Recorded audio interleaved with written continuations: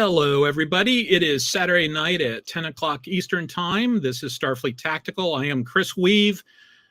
Once again, not speaking for my employer, with Chris Carlson, who does speak for his employer because he's self-employed and he can do that. So, and we're continuing the talk that we've done the last couple of weeks about sort of engineering stuff in Star Trek using the videos from We Travel by Night, which is a fantastic web channel, YouTube channel. So, Chris, anything happened since the last time you were on? Made a bunch of Christmas cookies, cleaned up South Atlantic War, because now that we got Commonwealth Navy's done, we're going over and making corrections to South Atlantic War, which we will then re-release. And since we go through War Game Vault, if you buy the PDF, we just send you a little note saying, hey, new version, and they get it for free. Yeah, I can testify to that. There's that China book. I get a new note every 6 months saying there's a new version of it. So I go and download it. And there'll be a new version of that on 1 January as well. Oh, good. Getting my money's worth. That's fantastic. So you're getting more than your money's worth. I'm getting more than my money's worth. I remember at one point, Chris sent me this article that he had written. He was retired and he sent me this article and it was about Chinese cruise missile development. And I said, Chris, you're retired now. You can stop being an intel analyst. And his response was, I retired so that I could go back to being an intel analyst and stop being a manager. I very much understand that. I was lucky during my time in that I managed to not have to be a manager at all. That's the difference between being a GG-14 and a GG-15 is I was able to dodge that bullet.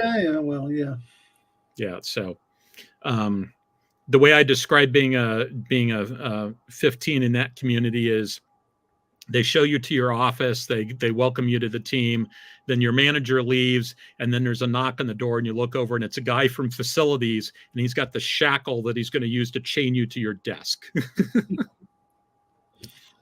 So considering my last day, I left at 7:30 in the evening. Wow.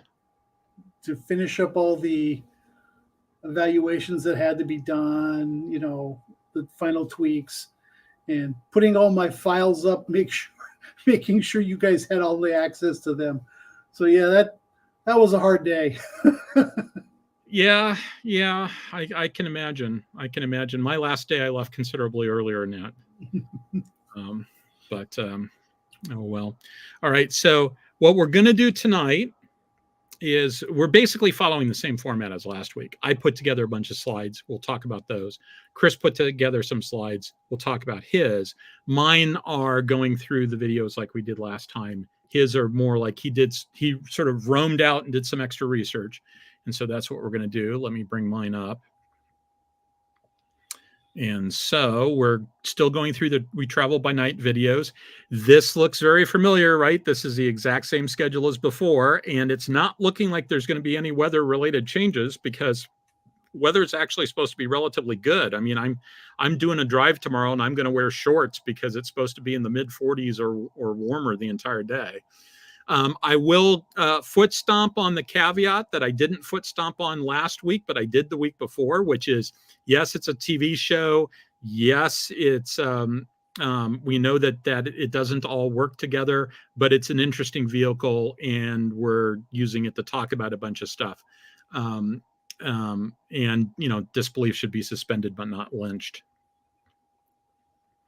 Okay, so we've been working our way through these videos from the We Travel by Night YouTube channel. I saw that somebody in the group said that they had subscribed to the channel and it's got a lot of good stuff. I've never seen a bad video on that channel. I mean, I think in some ways the worst video I've seen may be the Torpedo Room one we're going to look at tonight, and it's still really good. It's just there's a few things that he did like a 4-minute long video, 4.5-minute long video, and if it had been a 6-minute long video, I think he would have covered a few things that I think he left on the table. But in general, it's a great video, and it's a really good start to it, and he does videos about a whole bunch of different topics. And so we're going to look at specifically one on the Torpedo Room and one on the the problem of the dorsal. We're actually going to do the dorsal problem first, and then we're going to do the torpedo room. So a couple of things. First of all, if you're looking for the links for these videos, they are in the description and they are on the slides as we go through. And the second thing is, I'm taking a lot of screenshots and pulling stuff from other people, a lot of artwork from various people. We're here to add educational value through criticism and commentary. We're not trying to steal anybody's work. I want everybody to go and track these guys down, especially the We Travel by Night guy, and like his videos and subscribe to his channel because he does fantastic work, and I really, really like it. And so we're not trying to steal his thunder or anything like that. And so let's see. I'm going to go ahead and turn off that banner because if y'all don't know by now that I'm speaking for me and not my employer, I don't think a banner is going to tell you that. So. Okay, one quick little follow-on from last week. I found this model, and it's a Diamond Select. It's designed by Dragon Models, but it's a Diamond Select is the company, and it's, as you can see, a see-through NCC 1701. They got the secondary hull. It's actually the secondary hull that we see in the TV show, not the secondary hull that we see in the Franz Josef design in terms of its shape. And I don't know about you, Chris, but that looks like a warp core running down the radial axis. Yes, it looks very similar to that, doesn't it? Yes, and you may all recall that I've said that I consistently all along thought that there should be a warp core running down that radial axis for two reasons. First of all, it puts it right behind the main deflector, which means that they can tap warp power directly, from that reactor directly to power the main deflector, which is behind the warp engines. That main deflector, when the deflector shields aren't up, and maybe even when they are, that main deflector is probably the single biggest power hog other than the engines themselves on the entire ship. And it also is the pylons, where the pylons intersect with the hull on the original series Enterprise. If you extend the pylons, they go right through the axis of rotation. In other words, those pylons extend right down to where that core is if you run them through the center. On the movie-era Enterprise, the pylons are mounted up higher, and so is that linear intermix shaft, that warp core. It's mounted up higher also, and so they go right to it. So it all makes sense. In fact, you're going to see that in some of the cutaways. So let's do a quick little baseline for the movie era here to remind everybody what we're talking about. Okay, so here's, I think this is from Doug Drexler. It was marked as from the Drex files, which is all the stuff that he has on his website. I think a lot of that stuff is down now because I think that Paramount said that they didn't like the fact that there was stuff that I think he had gotten paid for that he had up on the site, and they objected to it. I don't know all the details. I could be wrong about that, but that's what I thought I remembered. So everything we're going to talk about tonight pretty much is within that red circle there, right? We're going to talk about the dorsal. We're going to talk about the photon torpedo complex at the base of the dorsal, right above engineering. That's where we're focused on for tonight. So here's another beauty shot. Note the photon torpedo complex. You see the front of it, you get an idea of what its proportion is compared to that dorsal. That's going to be important later. And here is a drawing from Probert compared to, I think that might even be the same model from Drexler. So you've got the cutaway from Probert. So Probert was the guy who designed the inside of all of that. And you'll note that there's shading on the Probert model, that pink shading that goes over where all the intermix stuff is, right? And then you also have similar shading on Drexler's model. So that seems to indicate where there is, part of the warp system complex, the engineering complex for that is underneath that shading there. And somebody actually, I think it was in the We Travel by Night video, he comments that why is that colored differently? you could be cynical and say it's the shoot here marks. That's exactly what it is. Yeah, well, but he says in the video that his hypothesis is that maybe it's armor. Maybe there's extra armor in those spots specifically because it is a vulnerable area, and maybe you don't want people taking shots at it. Okay, why wouldn't you armor the photon torpedo?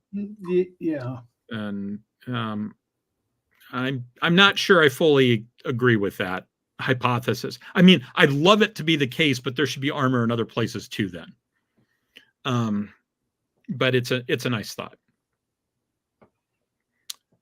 Okay, so let's talk specifically about the problem with the dorsal.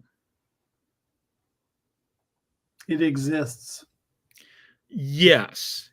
Now, one of the recurring themes in this, I've been saying it for a while now. I've been saying specifically that I think that when the guys at the Starfleet Design Bureau designed the latest round of explorers, I think explorers look the way they do because they're explorers. So the attributes of an explorer are a big navigational deflector, engines, and a secondary hull that are widely spaced apart in approximately an equilateral triangle with the saucer sort of in between them. And I think that's all of those factors together give you high speed. The deflector gives you high speed, and there's something about balancing the warp fields, the subspace fields that are in that deflector that are creating the deflector shields in front of it, and the warp fields generated by the engine. That all that sort of works out, and you got to fit all that in a fairly small area, and you've got to keep it all balanced in an appropriate way. And then, as a secondary consideration, they throw some phasers on it because they're boldly going where no man has gone before, and that might be dangerous. So I don't think that this thing is designed to be a warship. I think it has warship as a secondary or tertiary duty. The Miranda, on the other hand, I think is designed to be a warship. I think being a warship is a lot higher on the list. Yeah, TJ says something about high speed with high endurance, and I think that's exactly what we're seeing here. What we're seeing is something that's designed for high speed with high endurance, and I don't think the Mirandas are designed for as high a speed, and I don't because they're not going out to the periphery in the same way. So here's what we got. Now, my apologies that this one's kind of dark, but I specifically went with this one. This is the one he shows at the very beginning, where he only shows the engineering stuff, and he doesn't yet overlay where he thinks that the turbolift shafts would be, because that's the problem that we're running into. Is you've got you've got a relatively narrow dorsal, a big thing that takes up a lot of space in the dorsal, this vertical intermix shaft, and then you got to fit an elevator shaft in there somewhere, and that's the problem. So we see the vertical intermix shaft. The torpedo room level is a little bit different. It doesn't have the sort of walkway around it in quite the same way. You kind of get the impression that on all the other levels, it's designed so that somebody can sort of go and take a look down. I don't think that there's an area on the torpedo room level that has that easy personnel access in the same way that you see in the other levels.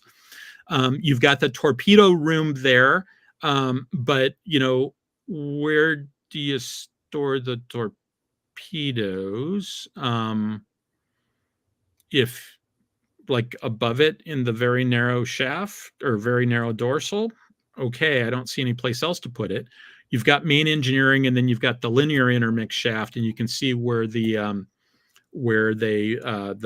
fins branch off, the pylons branch off. One of the things about the movie era Enterprise compared to the TV show era Enterprise is that those attachment points are a lot closer because of the sweep of those pylons. And so that if you believe that there is a long horizontal shaft in the original series Enterprise, also, it's a lot longer than the one you see in the next gen or the movie era Enterprise, because the pylons connect to it a lot farther back. It's probably what, another 20% of the secondary hull length back farther? Ish, 20, 25%. So they're farther back. And so that linear shaft, that horizontal portion is a lot shorter, I think. I don't know what that means. Andy Presby will come on the show at some point and tell us what that means. Okay, so here's a couple of little measurements. Now, one thing about this is I don't know exactly what his technique is on measuring this stuff, the We Travel by Night guy. He talks about, he uses words that imply there are potentially big error bars. We see here that he thinks that the intermix shaft chamber is between 3.3 and 5 meters wide. That's a pretty hefty margin of error there. I think that's because we don't actually see people there, so it's a little tough to get scale. So I don't know whether he's just sort of eyeballing it, whether he's doing freeze frame and pulling out a ruler and measuring. I don't know how he does this. I do know, though, that what we're looking at are computer-generated models, and I don't know where he gets those from either. I don't know whether he rolled his own or whether he got somebody else's model and he's manipulating it. You would think, though, that if he's got a model and it's actually done in like CAD/CAM type software, he can just measure it. But I think what he means here is, I'm sure he can tell you exactly how wide his model is. The question is, he's eyeballing stuff on the screen and trying to recreate it, right? So I don't think he means here that he doesn't know how wide his model is. I think he's saying the model may be wrong. Does that make sense to you, Chris? Yeah, because I think most of the CGI he does himself. Yeah, I think you're right. And so Chris, for what it's worth, spends a substantial fraction of his waking life figuring out how long things are. How tall they are, et cetera, et cetera. He spends a lot of time measuring pictures of things to guess, like, oh, this submarine is different from that submarine because they claim to be the same class, but they're not actually the same length, that sort of stuff. Yeah, and you got to be careful that Google Earth will lie to you. Yeah, Google Earth will lie to you. Of course, they tell you that on their administration page. Oh, yeah, I'm sure it's on that big list of things that you okay at the beginning, the same one that says that that at any time they can show up at your house and claim one of your kidneys. So there's always something in there about claiming organs or something like that. So in any event, you've got we think the shaft is about, let's call it 3.3 meters, right? So it's about 10 feet wide, right? Let's call it that. And we think that the dorsal itself is about 15 feet wide, a little bit less than 15 feet at its max, or somewhere around there, right? And so, okay, so that gives us 5 feet to split between both sides, because if I remember which slide is next, yeah, the intermix shaft basically divides the dorsal. It just sort of dominates this entire setup, right? It goes right down pretty much through the middle of it. It splits it into a forward section and an aft section.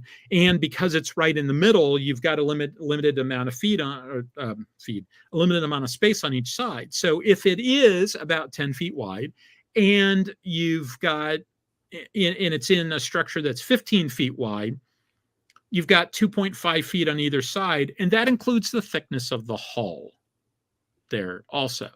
So when you add it all up, there's barely room to get around it, let alone put an elevator around it. Now, I call out a particular space up there. Note that space. That space is potentially important later on when we start talking about the shape of the primary hull and the implications of the shape of the primary hull for where you could cram an elevator in, a turbo lift in. Oh, and at the very bottom, you can see the linear intermix shaft coming off of it, heading aft. The claim is that on this model also that along the rear of the dorsal, where it looks like there's stairs there, that's a Jeffries tube. Basically, those are stairs. You can climb the stairs going up to the dorsal, up the dorsal into the primary hull. Okay, so here's the first option that he presents for an elevator shaft and turbolift shaft, and it just follows that dorsal along the front. But the problem is that when it gets to the lobby of engineering's big enough that there's not really a space for it to pass through.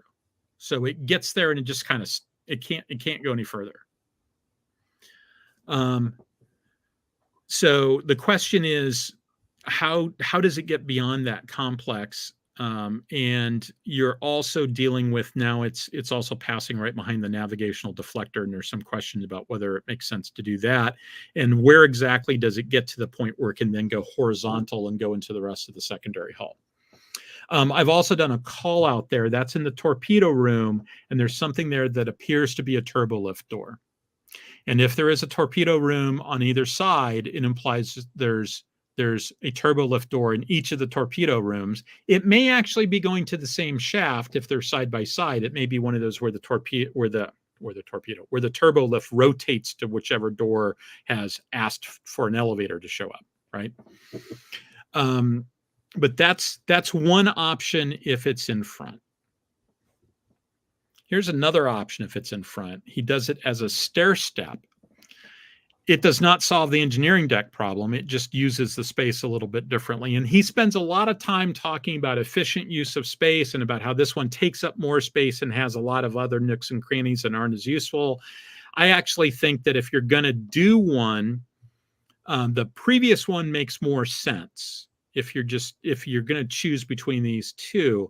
I think the actual answer, though, is if you had to choose, you choose this one, which he strangely doesn't talk about, the idea that it goes horizontal all the way back and then it goes down.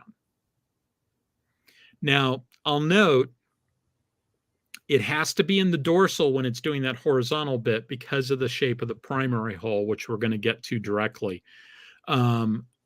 So we're talking about it basically coming into the dorsal and then doing that.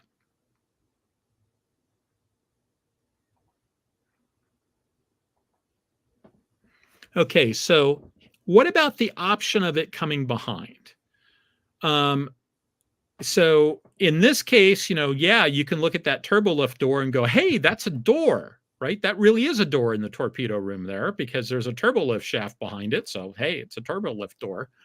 But there, you potentially have this problem labeled Houston, we have a problem caused by the primary hull being concave. And I'm going to spend a couple of slides talking about that. So that's potentially an issue there. But, the question is, how do you get around that intermix shaft? It seems to make more sense from a elevator in the dorsal perspective to put the elevator on this side of the intermix shaft as opposed to on the aft side as opposed to on the forward side. But how do you get it aft? That's what becomes hard. I still say there's an easy way to fix this. Which is? Get rid of the intermix. It doesn't make any sense. Yeah. I'm really looking forward to you and Andy being on the show at the same time because you and Andy can argue about that all day long. Hey, it doesn't service anything. You got fusion reactors up there driving impulse engines. They're separate power supplies, and like I said, this is the movie era engineering room makes no sense. You've got these intermix shafts. The reactor or the regulator with the dilithium is off in the corner. TNG makes a lot more sense in that regard, and they don't have this. Yeah, and what he's referring to when he says TNG makes more sense is that there's no equivalent structure going up through the dorsal on the Enterprise D. What you have is impulse engines at the top that are very clearly powered by fusion reactors only. Whereas this thing, it appears to be the case that what you've got is The impulse engines are actually powered by the warp core. And, maybe that's something that they tied the phasers in too, right? That was a plot point. I had no idea what that's about. Yeah. So I can easily see this as being a case, we're having the same argument that a couple of guys had in the Starfleet Design Bureau after they came up with this design, and they're sort of doing the post-mortem on it, right? It's been in the fleet for 5 years. What do we think? And I think there's a bunch of guys that come back and say, in retrospect, having that shaft go all the way up was just crazy. Unless, and here's another option. We're thinking about this, we're having a conversation about this as the purpose of that intermix shaft is to go up to the impulse engine complex. Maybe it would be more accurate to say they needed to make the shaft that long for reasons that we do not fully understand. And as long as they're making it that they have to make a shaft that's that long, let's just go ahead and have it go to the impulse engineering complex. So maybe there's something about that. This is a reactor design issue. We have to make it this long to do the thing that we want it to do. And the only place to put it is in the dorsal. And so they did what they did. Now, the next question is, so let's talk about the Miranda then, right? Because the Miranda clearly doesn't have a space for a shaft. Mm-hmm. So if you have to do that, then how does the Miranda work? I don't know. I'll go back to what I've said earlier, and it's going to be a recurring theme, especially when we get to the torpedo room section. There's no way to make all the visual evidence work. It just doesn't work. It doesn't work. You can get close, but at some point you have to decide, what pieces am I going to throw away in order to make the rest of it work? And sometimes people are willing to throw away big chunks because it gives them a nice, elegant solution. Sometimes people have an issue with throwing away big chunks and will only throw away the minimum that they can get away with throwing away. And the end result is you have something that's this Frankenstein monster, but it does the least amount of violence to the on-screen evidence that we see.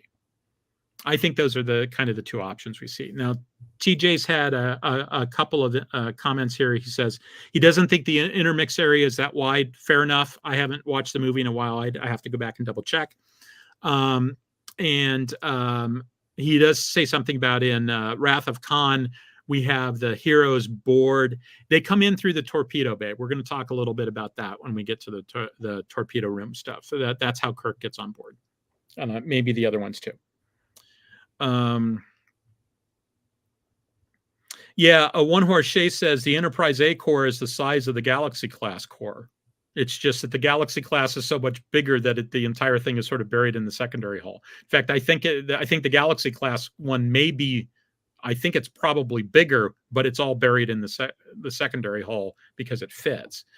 That makes me wonder if maybe this is like nuclear reactors, right? They don't scale down as well as they scale up, right? So there's sort of a minimum size for them to be able to do what they want to do. Could be. Once again, that doesn't fit the Miranda class. Okay, so let's talk about the shape of the primary hull. So incidentally, when I went searching for this poster, I had this poster as a kid, right? Did you have this poster as a kid, Chris? Oh, long time ago, yeah. Yeah. This poster was $299 on eBay. Yep. Man, my childhood got expensive. The price of nostalgia is high. So about that underside of that hull is concave, right? And that's a very interesting question. Why would you make that concave? How is that a good use of space to make it concave, right? And there's some interesting discussions there. Andy and I have had a discussion about maybe it's shaped in such a way that with some field emitters of some sort that it basically turns the underside of the entire secondary hull into a giant dish. The angles don't quite work, I don't think, if it's just a regular radio telescope type dish, but maybe with some subspace emitters and, you know, lots of hand wavium, right? Well, lots of unobtainium and stuff like that. Maybe you can turn it into the idea that that's actually, that entire underside is a shape that's intended to be a sensor platform or something. I don't know. But in any event, what we end up with is for a crucial part of this hull, it's basically about 1.5, maybe 1 1/3 decks thick, if you believe this cutaway. But the evidence seems to support it. Everybody seems to agree that this is right, although maybe they're all echoing off of this. It seems to fit, though. If you just sort of do the measurements, yeah, okay, that seems to be right. Assuming it is right, this leads to a problem because it's only 1 deck thick, and at the very, you can just barely see it right under the word engineering. You can barely see the impulse deflection crystal, right? So you've got the intermix shaft going up. You've got the impulse deflection crystal there at the very top of that dorsal. The dorsal's only very wide, not very wide, and it goes right up into the engineering complex at a space where it's only 1 deck thick. So how do you fit anything around that? Here's another view from what appears to be an actual physical model that somebody did. And so you kind of see the same sort of stuff going on there. I just thought this was a really cool model and wanted to include it. So it's actually not quite as good an angle as the other one. So how do you make that work? Well, how do you square this circle? So the short answer is you don't, because I think you just can't make it fit. You can't quite make it fit, but it almost fits. And if I were going to try to make as small a change as I could make to make it work, I would turn that circled area where you've got some guys in a room, I'd turn that into a radial turbolift shaft going around the perimeter of the secondary hull.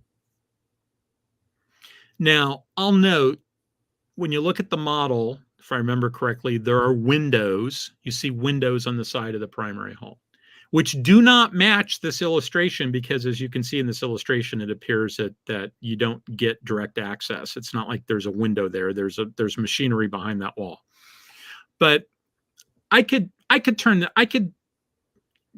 You don't have to change it much to be able to fit a radial turbolift shaft there, which would connect to the dorsal at the very back of the dorsal, where it connects into the primary hull, and it would give you a vertical shaft that goes down at about the right distance away. Maybe it moves forward a little bit once it gets into the dorsal. Now, one of the things we haven't talked about at all is the fact that, at least in theory, this primary hull is separable from the rest of the ship. And presumably there's some stuff in the dorsal that is machinery associated with the emergency saucer separation, and all that stuff is going to get in the way, and we haven't seen any of it anywhere.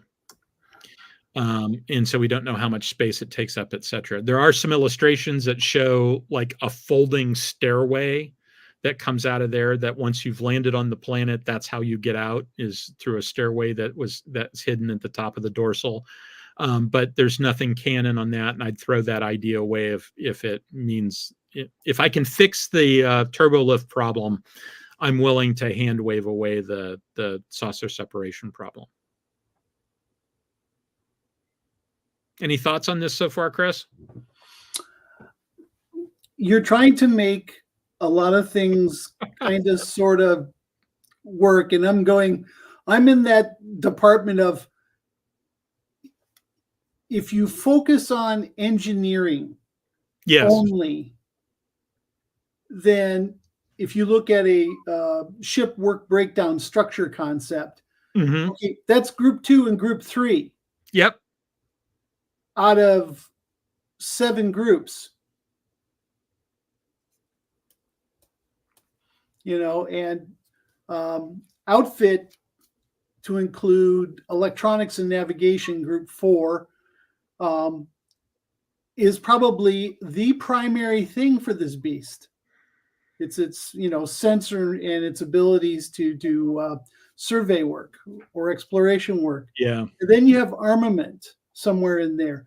The problem is once you start tweaking all these little ideas just to make the engineering maybe kind of sort of make sense, you throw everything out with the bathwater. So Yeah. from a holistic ship design approach, you know, there's just things I'm going, get rid of it. Yeah, you know, so this is an interesting situation, because usually when I'm having these conversations with Andy Presby, Andy's the one who's trying to make the absolute minimum changes possible and squinting and Frankenstein monster and all the rest of it. And I'm usually in the Yes. nuke the site from orbit. It's the only way to make sure argument. But I suspect Andy is really biasing himself on group 2 and group 3, which is propulsion and electrical generation and distribution. Yeah, I mean, those are certainly focuses of him. I mean, that's his Jeopardy category, right? Mm-hmm. He knows a lot of things, but those are his main Jeopardy categories. So, let's see. I forget what the next slide is. Okay. Oh, a couple of YouTube comments on this. So that I thought these are just straight out of, usually YouTube comments, except of course for this show. Frequently, YouTube comments are a wasteland, but there's a couple of really good ones on here. He's got high quality viewers also, apparently. The first one is somebody made the observation that he always thought there were 2 turbolift networks, and that he's seen some other stuff online that seems to fit into that. And so the idea is that, yeah, there's a turbolift that comes down the front, and you get down to the engineering deck. And if you want to go down any further, you walk around and you get into another turbolift and you go to wherever you need to go in the secondary hull. And I don't like that answer, but I can't say that there's anything about that that's wrong. I mean, anybody who's been to Breezewood, Pennsylvania understands how this works, right? But for those of you who haven't been to Breezewood, Pennsylvania, it's this area where to go from one interstate to another interstate, you have to get off the interstate and slog through 3 blocks of tourist trap. And it works that way specifically because the local officials won't authorize any construction to connect the 2 interstates, because they think that you having to drive through the tourist trap is a feature and not a bug. Well, the other problem is one of those interstates is the Pennsylvania Turnpike that you pay to use. The other one is not. Yeah, but okay, but people transition from paid. I know, I completely agree, but they use that as an excuse to have you drive half a mile off, go through this tourist trap to drive a half a mile back to get on. Yeah, it's a pain in the ass, and you know, my hypothesis is that at some point, my prediction, actually not hypothesis, prediction is that at some point another county is going to suggest, hey, it'll be a lot longer to connect the 2 if you build a bypass in our county, but we'll okay it. And we'll put our tourist trap stuff there, right? Because some people will just get off at a major intersection like that, and they'll try to get around it that way. And I can't wait for that, because I'm sick of going through Breezewood. I specifically try to avoid it whenever I have to deal with Charlottesville to Pittsburgh always ran me through Breezewood. Normally, like tomorrow when I go to DC, I won't have to go through Breezewood, but Charlottesville to Pittsburgh always, if you're going farther south, you have to go through it. Okay, so that's issue number one. Maybe the answer is that there isn't really one network. There's two networks, and every now and then you have to get off the elevator and traipse through the engineering space because, of course, you know, it is an area where people are wearing rad suits. What better area to turn into a pedestrian bypass than the place where everybody wears rad suits when the thing's on? I don't want to make it sound like I think this guy was saying something stupid. I don't think he was saying something stupid. I'm saying that if that really is the answer that they intended, then the people who designed it made something stupid. Now, that having been said, the next guy says that he had actually emailed Andy Probert about it and asked him, and Probert's response was that his plan was all along that the turbolifts move upward from the hangar deck, move forward paralleling the engine room, then they go in front of the engineering room and go up between the torpedo tubes and go up the front, that they bypass engineering around the outside and get in front of the engineering complex in the secondary hull and go up the front of the dorsal. And if maybe that works. Now, I will note, I just got a text message from Andy. Apparently he's listening, and he says he deserves a lot more credit for everything fitting in here than you and I are giving him. So point taken.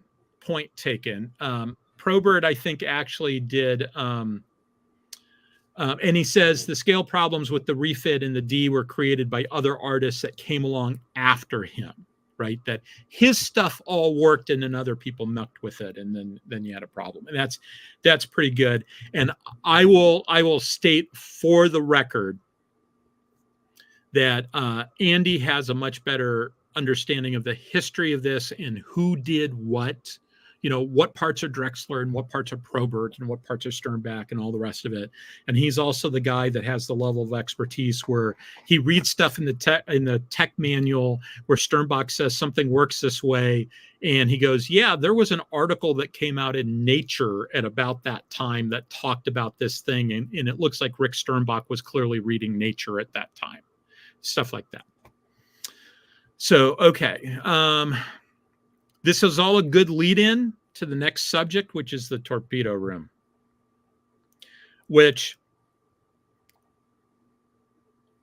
So the short version is it doesn't work. And I can come up with a story that turns it from it really doesn't work to it only kind of doesn't work. That's the best that I can do, is it only kind of doesn't work. And I'm not, you know, Chris and I were arguing about this earlier, and he's saying, yeah, but what about X and what about Y? And I'm going, yeah, you're right. Yeah, you're right. Yeah, you're right. I mean, he's right. But here we show is a sort of a notional schematic here. You'll notice the thing that sort of jumps out to me is how much space there is between these two torpedo rooms. I don't think that we see anything that indicates there's space like that between those rooms, other than the fact that you may recall that, and you can see it in the one at the very front in the center, you can see where it looks like there's turbolift doors.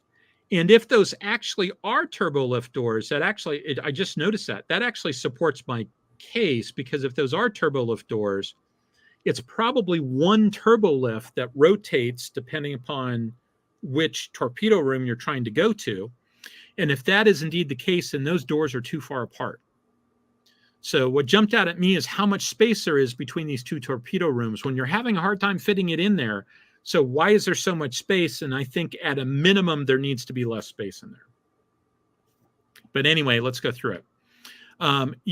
Remember, you got this intermix shaft that has to fit through this complex somehow. And a lot of the evidence that we see for this is signage and where doors are. So let's take a look at all that stuff. So here's the signage and door stuff. This is Torpedo Bay 2. You can see it very clearly says Torpedo Bay 2. Everything we see in Wrath of Khan that is in Torpedo Bay is in Bay 2. All the signage is fairly consistent. It's Bay 2. From when they come on board, when Kirk comes on board, to all the rest of it, they're in Bay 2.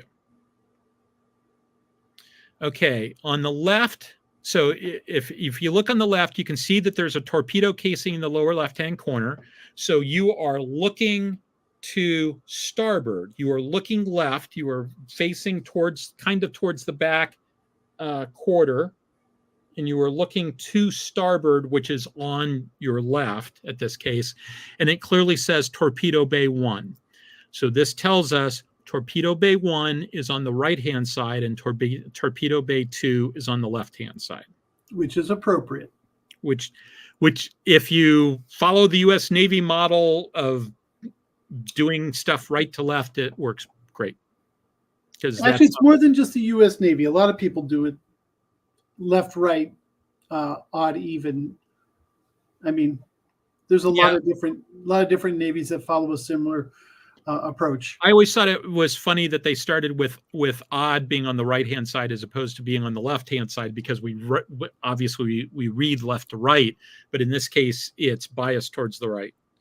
It's looking forward. That's the reference. Yeah, and so on the right-hand side, same torpedo room, but we're from a different angle, and we can see the sign that says Torpedo Bay 2. And then on the right-hand side, we can see the circular hatch that goes into the airlock that the pod comes up and attaches to. Now, once again, this is a model. This is not the original shooting set. This is a model. This, however, is the original shooting set, and you can see Torpedo Bay 2, right? And you get an idea of the scale. And what you can't see, but which is in the shot, except this one's cropped, is that behind Chekhov's right shoulder, so on our left, there is a hatch back there marked Torpedo Bay 1. And I'll note they're getting ready to launch Spock out into the void, and the ship, this is the port side torpedo room, Torpedo Bay, and the ship took a whole bunch of damage on its port side. Now, why does it say Torpedo Bay 2? Why didn't they damage the right-hand side? Maybe they should have damaged the other side, and if they wanted to do it in this Torpedo Bay, whatever. I think when push comes to shove, don't attribute to malice or incompetence what you can attribute to a small budget. A consistent theme throughout this show is that they did what was easy to film in both the movies and the TV show, because they never had a super huge budget. It's amazing what the movies did on the budget they had. They never had a super huge budget, and they always sort of cut corners in places. So in this case, they cut corners by not actually changing the signage, and by not having the doors, flipping the doors and not being consistent about what room they're in, etc. If you look in one of the next gen movies, you've got a situation where Geordi's wearing a uniform that's like a uniform from Deep Space Nine, and it's not tailored to him. The sleeve links are down to here, and he's just kind of sort of rolled them up, and it's because they didn't bother to do that, because that would be extra money, so they didn't do that. And they just sort of lived with it. So they're consistently trying to save money on stuff like this. So Stephen Ross says he remembers that Venom Geek did a video where he argued that the Enterprise refit was actually a failed design, that having the intermix shaft anywhere near the torpedo room seems like a bad idea. So I have two thoughts on that. So one is yes. The second one is, though, remember the torpedo launcher is launching when the ship is at faster than light speeds, it is launching weapons at super light velocities. And so it makes me wonder what the power draw from those launchers is. I said that I thought the navigational deflector was behind the engines was the biggest power draw. I bet those torpedo launchers can be a pretty big draw when they're firing. Just a guess. Oh, TJ points out that it was Cole Meany's his uniform that Geordi was wearing, and I think that's correct. And that Frakes wore Avery Sisko's uniform. Yeah, that tracks with what I remember. Okay, so the problem we've got here is that it doesn't fit. It looks like the torpedo complex is, 13.5 meters wide. We see a torpedo room that appears to be about 8.5 meters wide. And so even if they're butted right up against each other and you ignore the airlocks, you end up with 17 meters in a 13.5 meter space. And you can't ignore the airlocks because the airlocks are part of the complex, right? So how do you make that work? You've got 8.5 plus an airlock, which is at least another 2.5 meters. So call that 11 meters wide. So 11 plus 11 plus whatever the space in between is equal to 13.5. I don't think so. In fact, I think I do the math here. So you got an airlock plus 8.5 plus whatever space is in the middle for the intermix shaft and turbolift shaft also. I didn't say that, based upon where those doors are. And then you get the same thing on the other side that doesn't work. I think it's actually probably closer to 10 meters because of that turbolift shaft thing. That I think you move those closer together. So call it 10 meters or call it 8 meters-ish rather than that they're off by 10. I think that's where you end up with, because you add all that stuff up and you get about 33.5 meters. And he says it's off by 10. I think it's closer to 8. I think he's got it a little bit too wide. So here's a fix. And he talks about this as being a possible fix. Maybe there's one torpedo room, but there's two launchers, and it sends torpedoes one way or the other.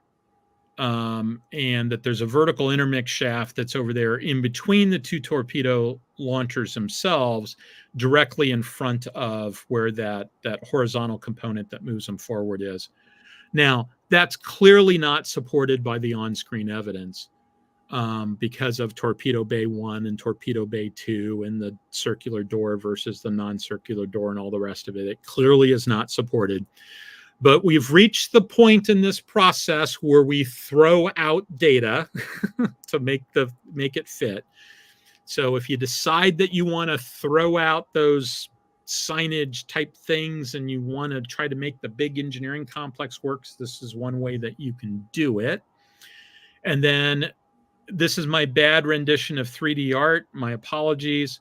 So my thinking is that you've got something that's about 8.5 meters wide in an area that's about 13.5 meters. So that gives you 5 meters left over, which gives you enough room for on either side, there's a 2.5 meter wide space.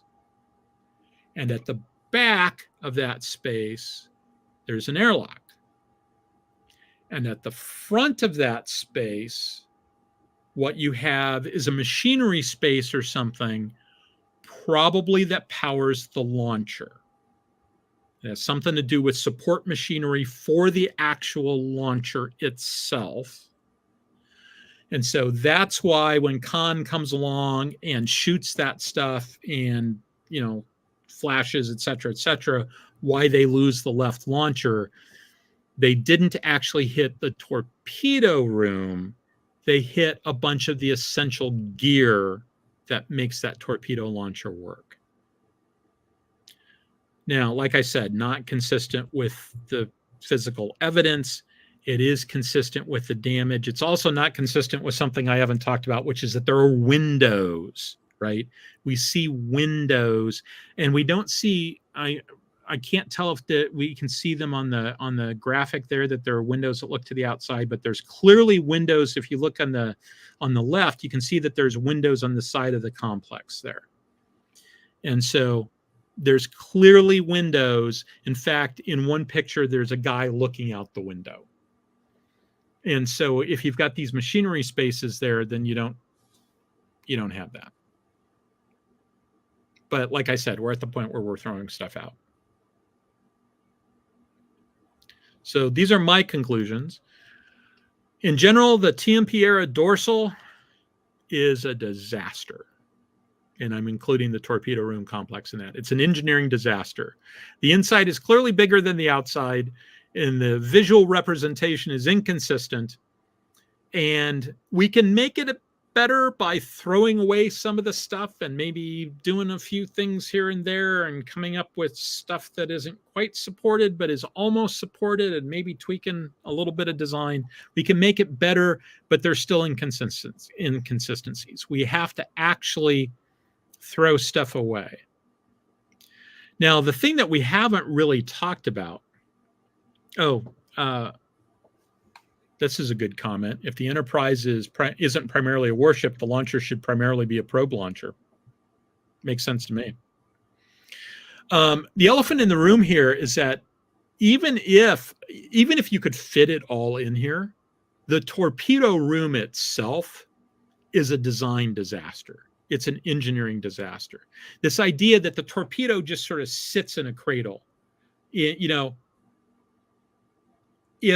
it's already got the antimatter in it, you've just basically set this thing down on a cradle.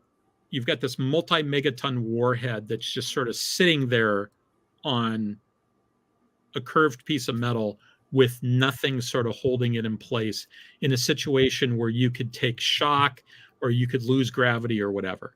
Even if it doesn't have the antimatter in it at that point in the process, and it probably doesn't. I don't think it does at that point. You're still dealing with a situation where it's a weapon system and its functionality is critical to the survival of the ship. And it's designed in such a way that it would gain a failing grade from an intro engineering class. And that's what we're going to talk about next, because Chris is going to talk a little bit about what real launchers look like.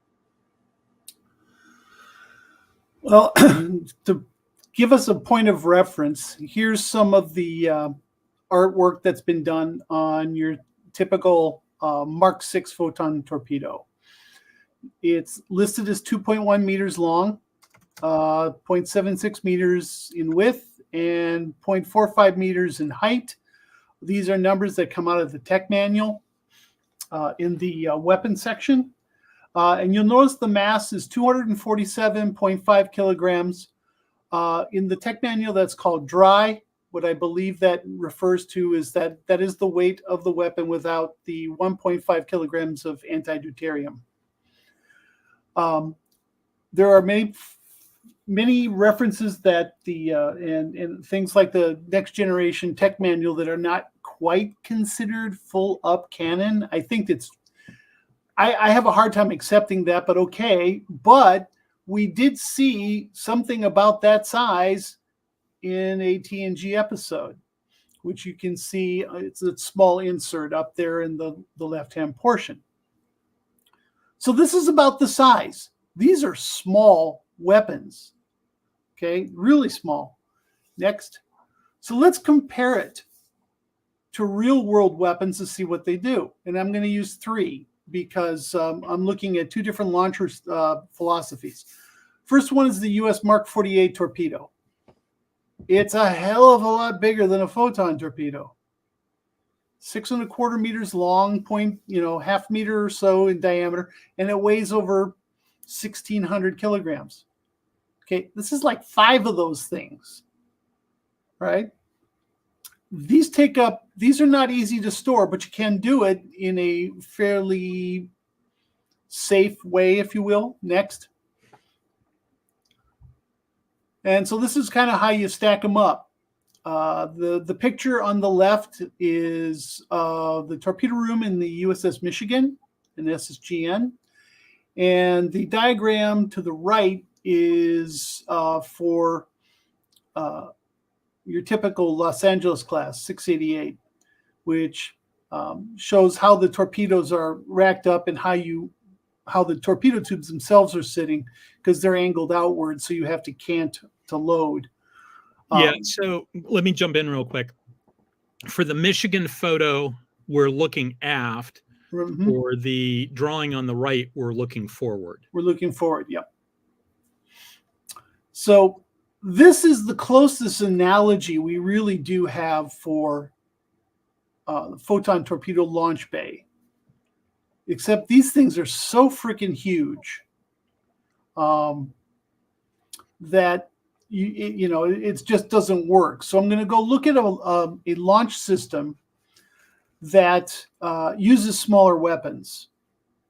Okay, next. And the two weapons I'm going to look at is the Standard Missile to medium range, which is a surface-to-air missile. And this is one being fired off of a Oliver Hazard Perry frigate, off a Mark 13 launcher. 4.72 meters long, 0.34 in diameter, and 708 kilograms. Again, this is bigger than the photon torpedo, but we're at least getting a little closer. And I'll follow that up with the harpoon next, which is about the same length, it's the same diameter, and it's about the same weight. So we are looking at every real world weapon I've shown you is at least twice as big in terms of weight and in length. The photon torpedo's got more width. So we're not looking at huge weapons here. We're not looking at huge projectiles, if you will. Next. By the way, harpoons are loud. Solid rockets in general are loud. Yeah. So I was standing on the foxhole, and I did not put in. We were launching from. This was on Arleigh Burke, and we were launching from the. You've got the stacks, you've got the pilot house, and all of the superstructure in the way, and then the launchers are aft. And so I'm 300 feet away from this launcher, 350 feet away, because I was reasonably far forward. I did not put in my earplugs, and I really, really regretted the fact that I did not put in my earplugs, despite the fact that I was 300 plus feet away. It wasn't as loud as the jet engine was, or I'm sorry, it was louder than the jet engine. Now, granted, when I was on the flight deck and I was standing, 50 feet away from a jet engine on full afterburner, I did have earplugs in, and I did have the Mickey Mouse ears on top of it. But yeah, the harpoon was loud. Anyway, go ahead. So most modern ships these days, and definitely in the United States Navy, this is the way, is we use vertical launchers. And the weapons are lowered into launch cells, and they're all set. You just open the hatch and you launch them. If one was looking for what Star Trek should have done, it would have been VLS cells. They didn't do that. So we can't use this as an analogy. So I'm going to go to the next one, which is probably the closest I'm going to get. Okay. And yeah, pardon my little screw up there. This is the Mark 26 twin railed launcher. It was on the Virginia class nuclear powered cruisers. The whole complex, the launcher, the loader, and the magazine for the this is for a Mod 2 length, is 11.4 meters long and 5.4 meters wide. And you can see the weight of these launchers. And the difference between the Mod 1 and the Mod 2 is 20 weapons. But so you're looking at a fairly big space for this thing. And it would be, you'd say, okay, that kind of makes sense as to roughly how big we would like to see something in the Star Trek universe. It might be a little bit wider because the weapons are wider, but you're getting that idea of what kind of space we kind of need to have. Well, the thing that stands out most to me about this is how difficult it is to handle the weapons. It's not just how much space it takes up, but moving the weapons around requires a lot of machinery. Now, there's been a couple of comments that people have made about, maybe it's clamped in magnetically, right? So maybe it just looks like it's a disaster waiting to happen. Maybe it's actually magnetically clamped. Okay, that's a possibility, right? Except in the movie, it wiggles all the way down. Yeah, I did notice that it was. I remember watching that in the theater, going, "That's not a good sign that it's wiggling around like that." Yeah, so weapons handling and magazine space are really big deals with a launcher. Yeah, and we see none of this. Yeah, and it's not just on small stuff like this. If you've ever looked at the specs on a GAU 8, so the big ass gun that's in the nose of the A10, the entire complex is 21 feet long, of which only half of that is the gun. The rest of it is the ammo handling mechanism, because to fire rounds that fast requires a lot of machinery to make the rounds, be able to feed in that fast. And it also captures its own brass, right? So it fires and then it cycles it back around. So, I mean, the entire thing is 21 feet long, but the gun itself is only half. Okay. So what we're seeing here is just the launcher and the loader for the Mod 1, which has fewer weapons. Go to the next slide. And this gives you a better idea of how the ready service ring works and just how big it is, because we're storing all weapons vertically. In some of the earlier launchers, you had 3 rotary holding systems that were stacked vertically. You had one 11-round rotary holder, magazine service ring below, 2 above. And that was for Terrier, which was a much longer missile, because that's the same thing as a standard missile 2, extended range with a booster. And if I remember correctly, so this is just the ready launcher. If they're pulling stuff out of the magazine, you've got guys that are like putting fins on missiles. In the earlier ones, like the Mark 10, yes, you had 16 guys, and about 8 of them, their job was to put in the fins. You don't do it on the Mark 26; they're pre-fit. Okay, that's good, because I know that one of the issues was with some of those earlier launchers. So you had a couple of ready rounds, right? And so you could, the stuff that's on the launcher, right? If you put stuff on the launcher, that stuff goes right away. And then you've got like another handful that you can get off pretty quickly. You just have to, move the launcher back to its, I can't remember what's the term. There's a special term for when you go back to the launch position. Index. You index it back to the launch position, put the weapons on, but once you get through that ready magazine, it's like, come on, guys, come on, I want to fire some more missiles. Well, the rate of fire of those were like 1 every 30 seconds, which, a vertical launcher, you can do 1 every 1 to 2 seconds. Yeah. But I'm just saying, this is the type of all the mechanics that you need just to feed a launcher. And like we've said before, you don't see this, but here's becomes the problem. And I think the next slide is my last one, I think. Yeah, it is. In Star Trek VI, The Undiscovered Country, we get this idea that the Constitution refit holds 96 torpedoes. at least 96. There are some people think, well, there could be another page. Okay, 96 torpedoes. Where are they? Yeah. So the whole torpedo bay makes, as you said, makes no sense. One, it makes for lovely drama where you have to pull up the deck grates to make it ready, but it is the stupidest, slowest way of priming and loading weapons. Yeah. You would have a launcher system that automatically did this. And even a Mark 13 launcher could kick out, was purely mechanical.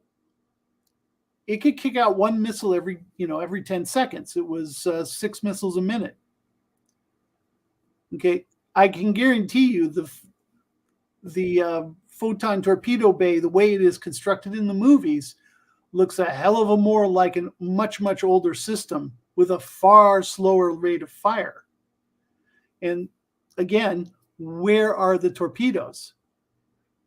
So if you, and this is my biggest point, is why I think the intermix chamber can't be there, is because it precludes the photon torpedo system from even functioning. It won't work.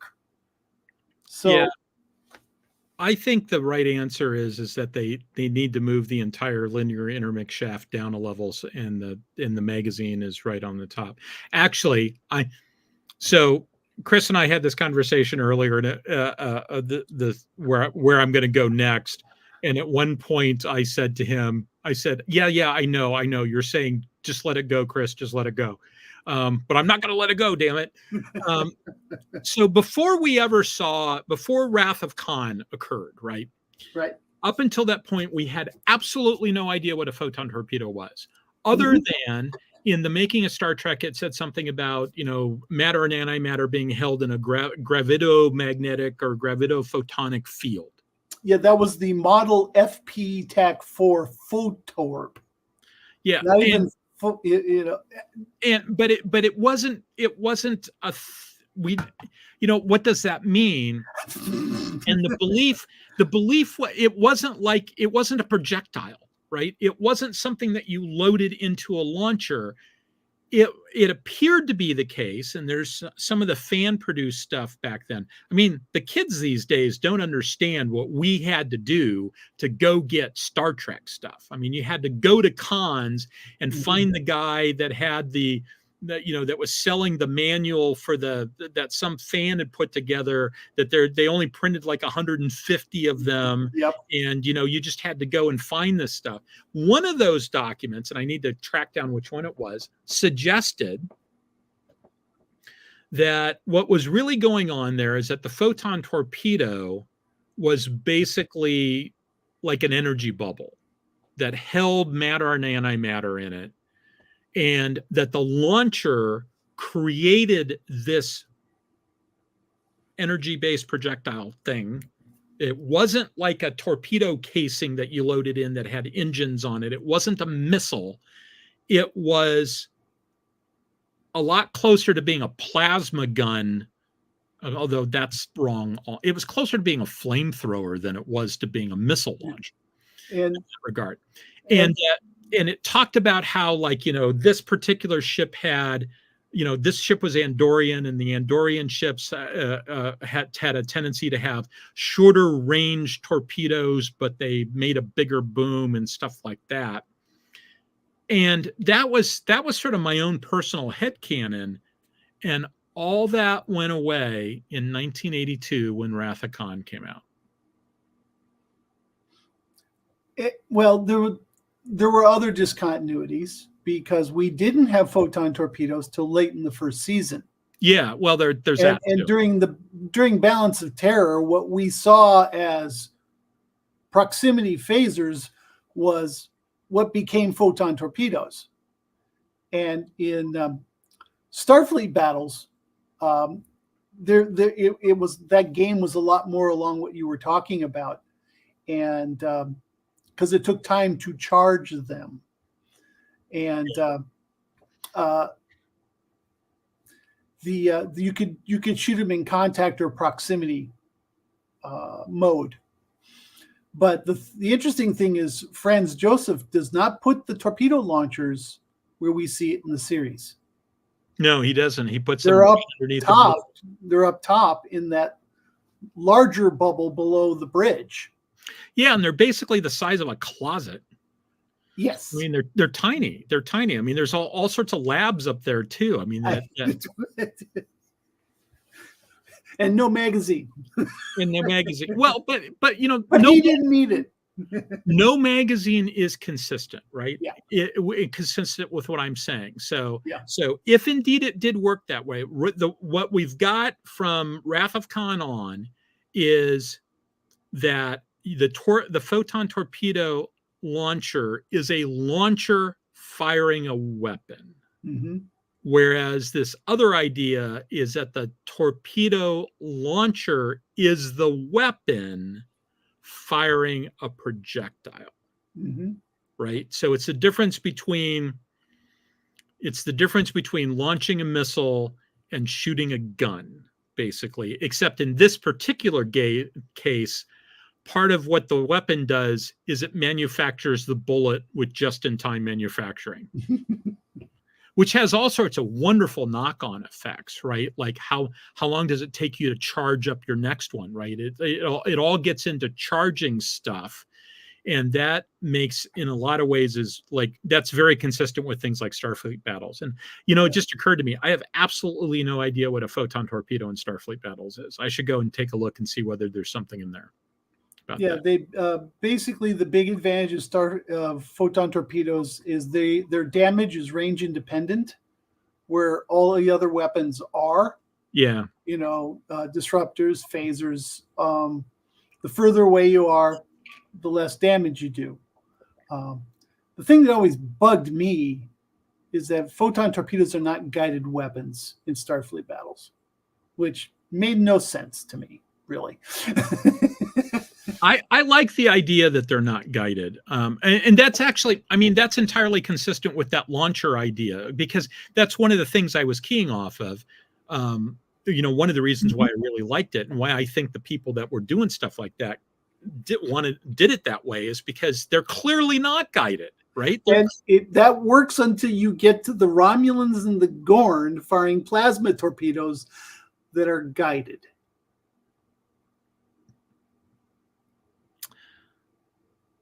Okay, granted. Yeah. Okay, so TJ a couple of times in the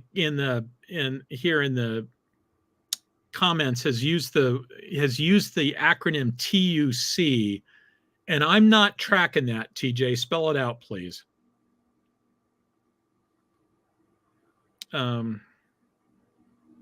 Yeah, Wright makes the comment, not supported by what we see on the screen, but I've always felt the torpedo should be a brilliant weapon.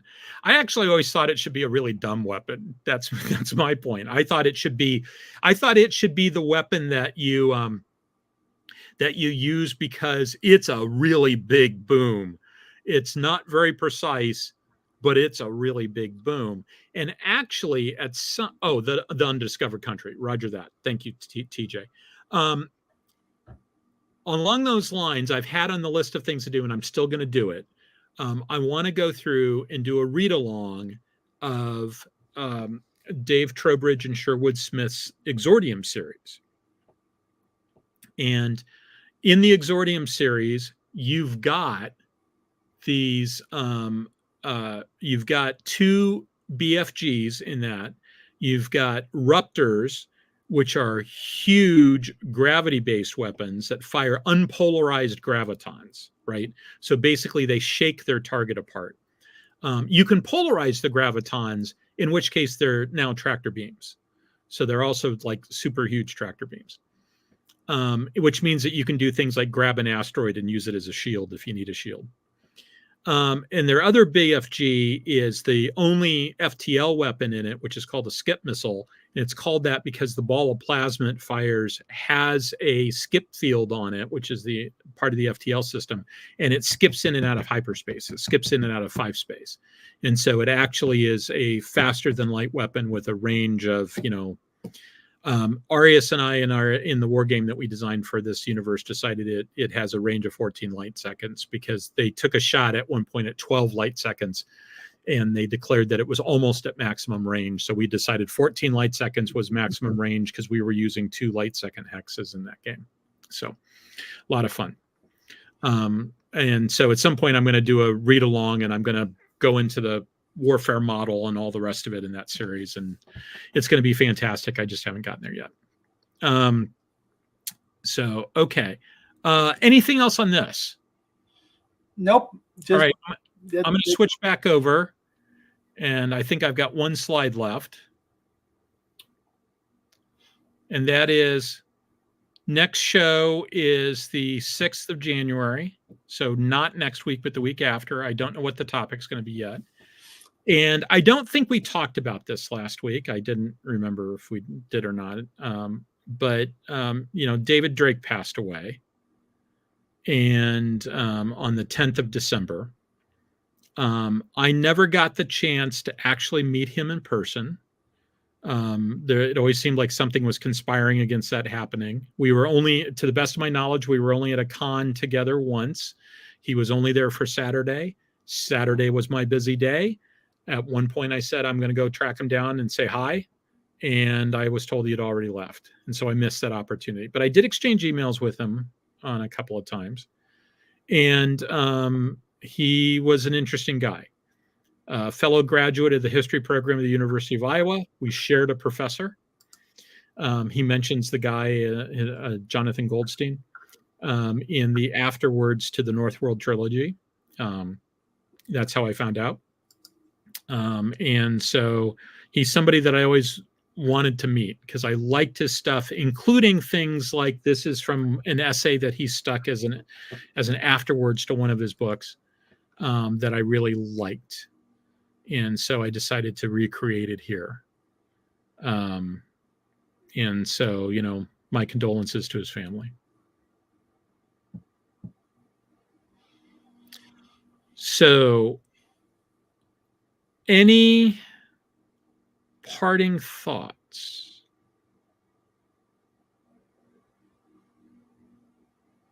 Chris?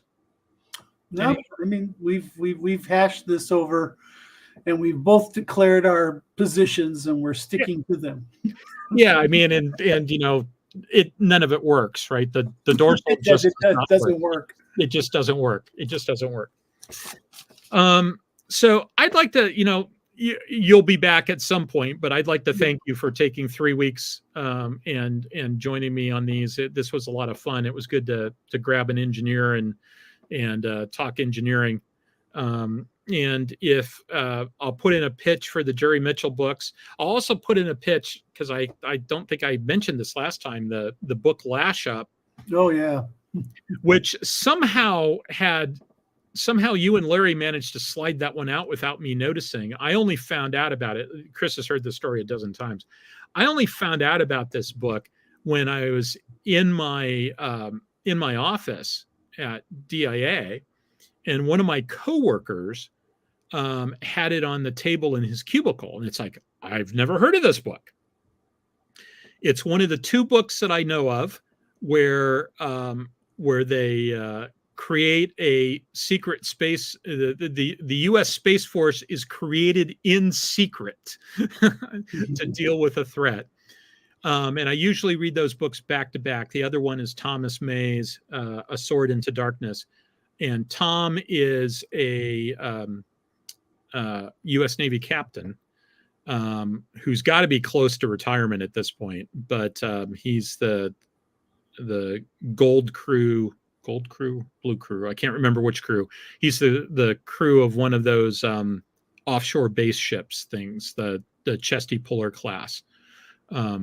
So I think his ship is still PCU at this point. But A Sword into Darkness is very, very good as well. But as one of my colleagues said, the only thing that they found unrealistic about Lash Up was that the idea that somebody at Spa War could be a hero. I heard that from somebody else other than you too. So I guess this is a well-known problem. Yeah. So, and I don't even remember what SPA war. They changed their name to something. I don't even remember what they're called now. So it was the U.S. Navy Space and Electronic Systems Command, I think is what it stood for. And so they're the guys that like owned radars and stuff, right? So if you wanted to put a radar on a ship, you went through SPA war. If you wanted a comm system on the ship, you went through SPA war. That sort of stuff. So, okay, so I think it's time to declare victory. Or at least splice the main brace. Yes. Yes. Well, in honor of David Drake, I will quote Senator Aiken from Vermont, who's said many times about the Vietnam War that we should declare victory and get the hell out. And so with that in mind, let's go ahead and declare victory and get the hell out. And so thank you very much, everybody. And I'll see you in 2 weeks.